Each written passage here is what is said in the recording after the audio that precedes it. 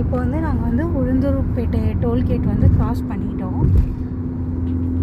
அடுத்தது வந்து விழுப்புரம் தான். இப்போ வந்துட்டு 6:45 ஆகுது டைம். இப்போது நாங்கள் கரெக்டாக 2 ஹவர்ஸ் ஆகுது நாங்கள் வீட்டிலேருந்து கிளம்பி. 2 ஹவர்ஸ் நான் தூங்கிட்டேன், நல்லாவே தூங்கிட்டேன். பாப்பாவும் வீட்டிலேருந்து கிளம்பும் போதே பாப்பா தூங்கிட்டா.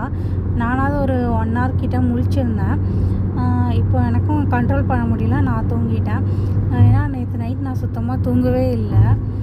வீட்டில் கிச்சன் எல்லாமே க்ளீன் பண்ணி வச்சுட்டு வந்தேன். அதனால் தூங்கவே முடியல, எனக்கு தூக்கமும் வரல, என்னென்னு தெரியல.